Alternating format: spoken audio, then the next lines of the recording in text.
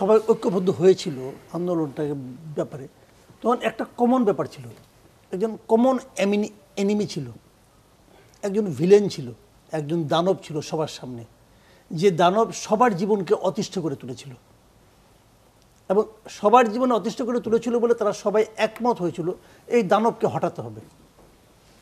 সেটাই ছিল মূল লক্ষ্য, যে কারণে সবাই খুব ইজিলি একত্রিত হতে পেরেছিল। যখন সে দানব সরে গেল তখন কি হলো, তখন প্রত্যেকটা মানুষের কিন্তু আলাদা আলাদা এজেন্ডা। কারো এজেন্ডা এই যে দানবের ফেলে যাওয়া চেয়ারে আমি যেয়ে বসবো, কারো কারো এজেন্ডা যে না তুমি না, আমি একটা গ্রুপ বানিয়ে আমি বসবো। সবার কিন্তু আলাদা আলাদা এজেন্ডা।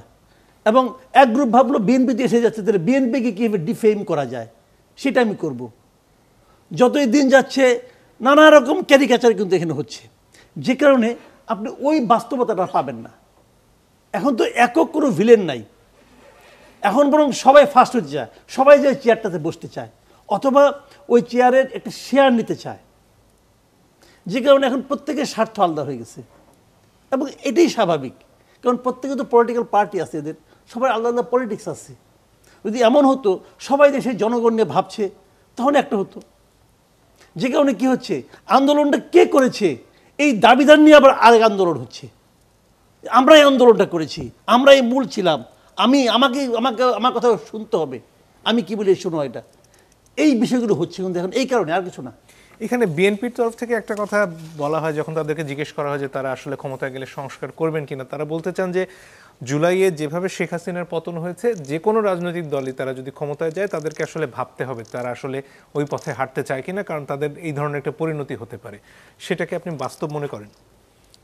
এটা তারা যখন বলছে এটা তো আসলে লজিক্যালি এটাই তো হওয়া উচিত, কিন্তু এই লজিক কি আমরা কখনো ঘটতে দেখেছি?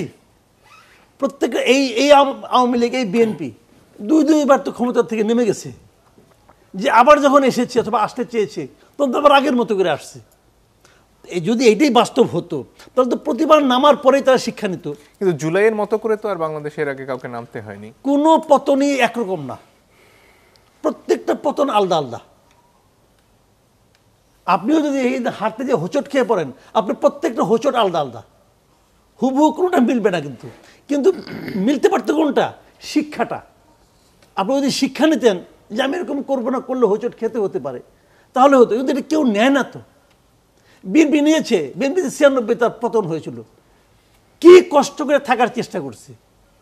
2006 আসে না সেখানে শিক্ষা নিছে, নেয় নাই তো। আওয়ামী লীগ নিছে, নেয় নাই তো। এখন বিএনপি বলতেছে যে জুলাইয়ের মতো এই অবস্থা আমারও হতে পারে যদি আমি শিক্ষা না নিই। এটা তারা ক্ষমতায় যাওয়ার আগ পর্যন্ত বলতে থাকবে। যেই যাবে সেই তারা নতুন একটা ফন্দি বানাবে যে কিভাবে কি করব। এটা সবাই এই জুলাই বিপ্লবে যারা নাকি এখন যারা বেনিফিশিয়ারি তারাও একই জিনিস, তাদের কারো চিন্তাতে ভাই জনগণ নাই।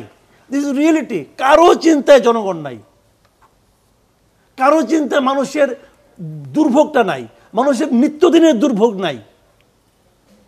এই যে এত বলেন আপনার মানুষের নিত্যদিনের দুর্ভোগটা কি? দ্রব্যমূল্য, নিত্যদিনের দুর্ভোগ।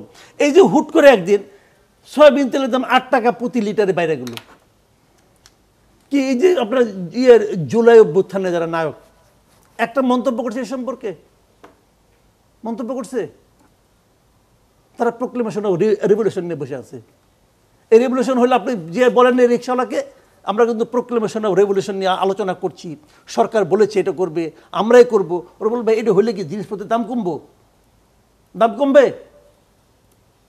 This is the point. কেউ নাই, কেউ ভাবে না। তারা ভাবে আমার শেয়ারটা কত, ওই কেকের কোন পোর্শনটুকু আমি পাবো, দ্যাট ইজ দ্য পয়েন্ট। এটা কিন্তু যে কথাটা জাহেদ বলল খুব দুর্দান্ত একটা কথা কথা সে বলছে যে মনোজগতে, আমাদের মনোজগৎটা তো তৈরি হয়েছে একদিনে না।